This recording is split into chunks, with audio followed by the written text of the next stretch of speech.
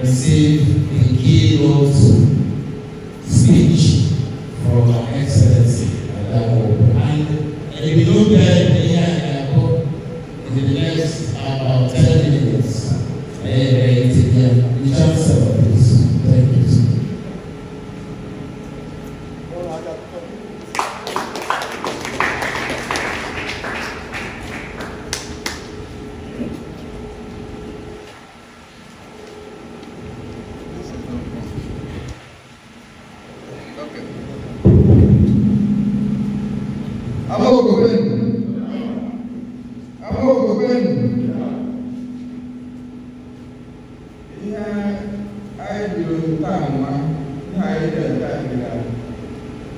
Ibishola.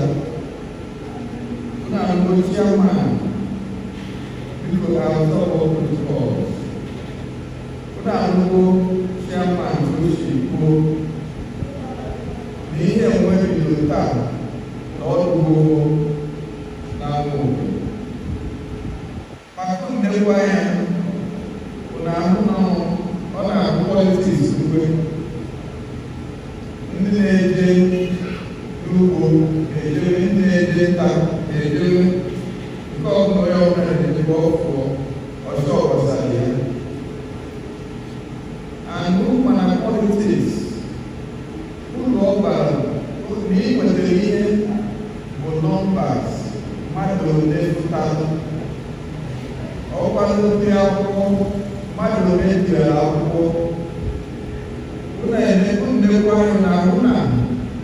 dispensation.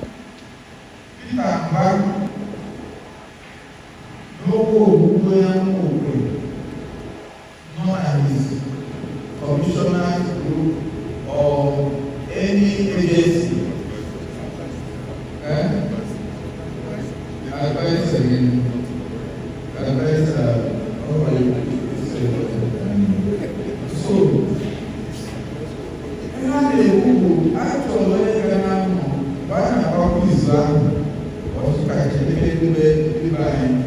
but it will never happen. No one will open, nowhere. Always some people I thought would be here. All I have the outside against, now we chairman, now we or go to see 5,000 so we want a change. So this is an American Mumbido. Can I change this strategy? I do politics. I do naive. I do politics. Oh, now, when we politics, man, you should never. You always get man where I was shooting after the legal. Man, election, you vote for the day. If you want to see the impact, no one can vote. Or by the voter revalidation or registration. Maximum 200 persons being Falcon. So, where will we get the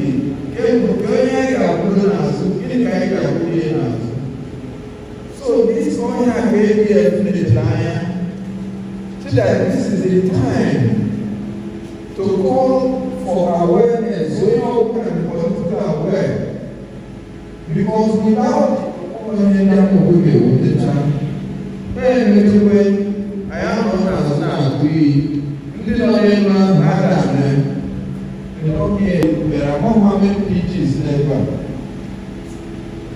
How many? 2. And with 4 PGs. And they are the administrators of the town.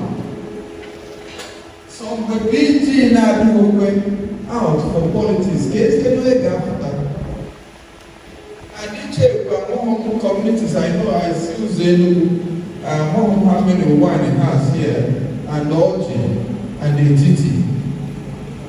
So because all of the change agents, champions, Kamaka, Naran, going way on the Beha, share people, Futa, we are trying to organize in the INEC. Kahana Chitekwaz Namokwe. Bia with the voters card registration or revalidation, whatever they call it. Who no one day man can't stand with. They register. The name of way, the name vote to way, can whatever card first. Because let us become change agents. So you are going to be back today. Now because politics makes no sense. And the major value we are getting from here is that we want to have one voice. I didn't say one party, but one voice. The local nine a vote, different parties.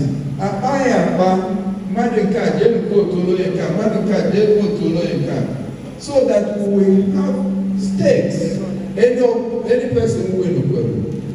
I'm open. I follow the Chancellor and Chancellor of ADF, Mr. Samson Adeke.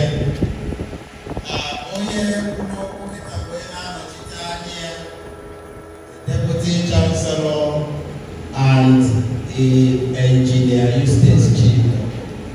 Biko, on behalf of the traditional rulers,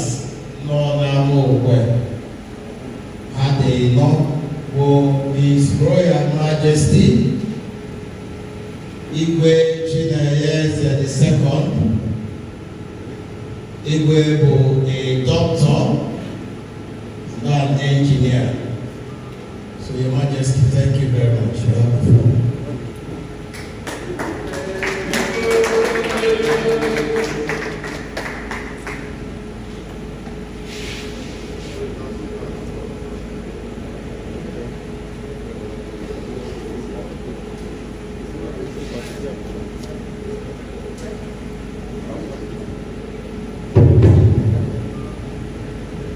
I'm not breaking anyone.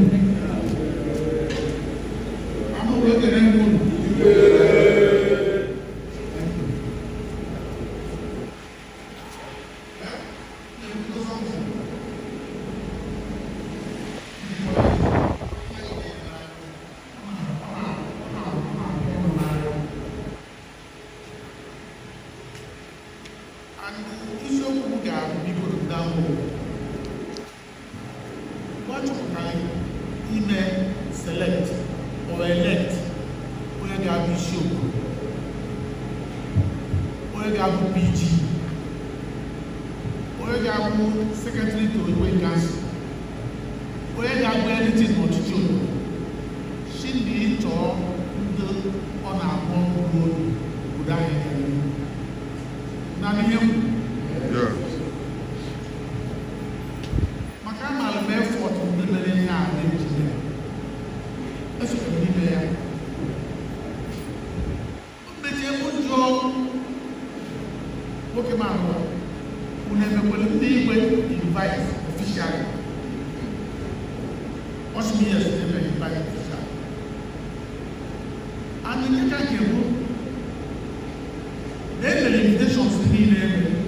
Any elite community for 25.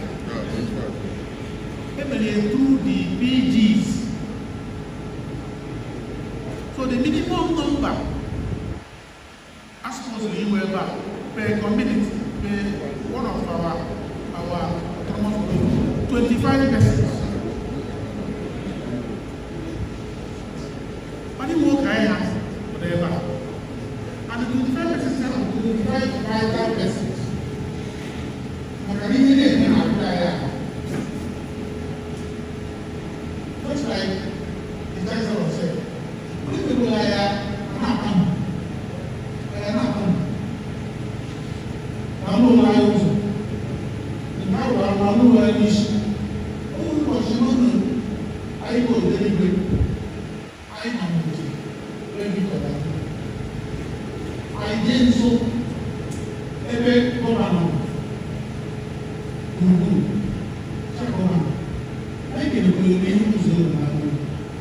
I didn't know or just 1 kilometer to make it to the road. It's complex. What's my brain here? How am I going to try? You decide to go for Sarajevo. You give them the nice way they are there. In every room, I have moved those out of the land. In jail, my people move those out of the land.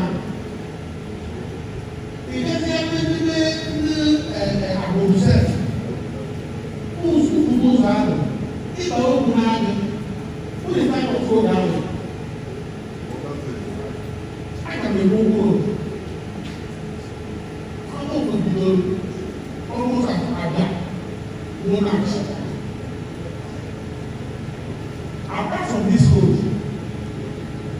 also we know that some road and ownership in the platform. Kìíní kata ní àdúgbò ownership ayé wọn good representation in government. Before we are back, dúró owó àgbà bí ìdílé wà ní ìdílé àbẹ́yẹ wéwé ọ̀gbọ́dọ̀ ayé wọn ló kúrò àgbà yẹn.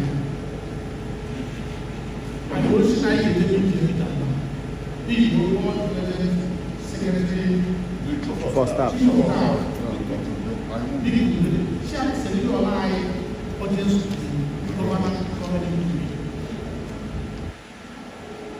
One of them 11 o'clock what is the right of meeting. Actually,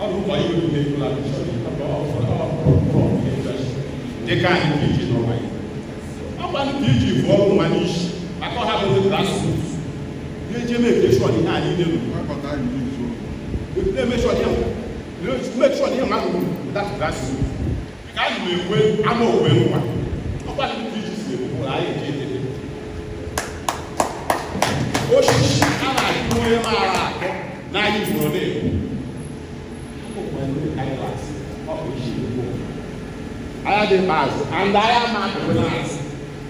Everyone here and you go to the change. She will be very better.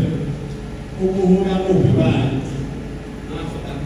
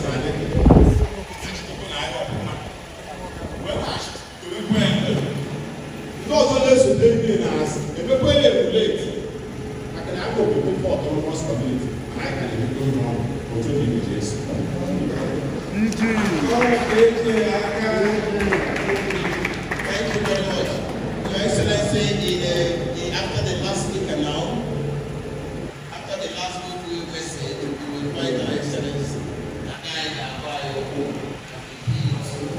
Your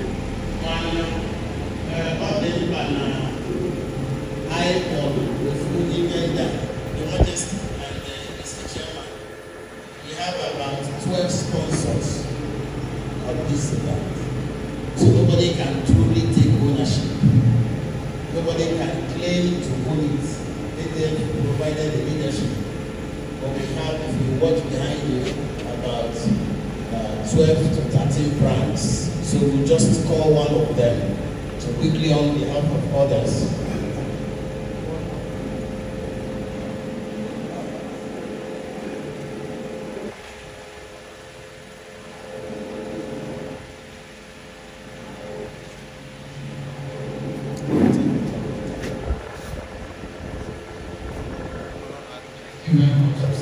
So, before you get there, I appointed the CEO of Eco House Consulting Limited.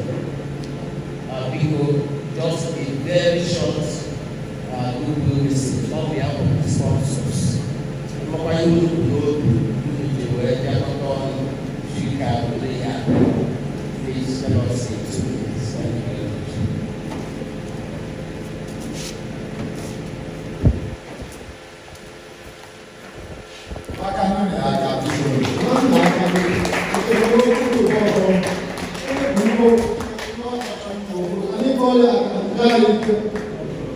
I'm over wait. I'm over one. I'm over son.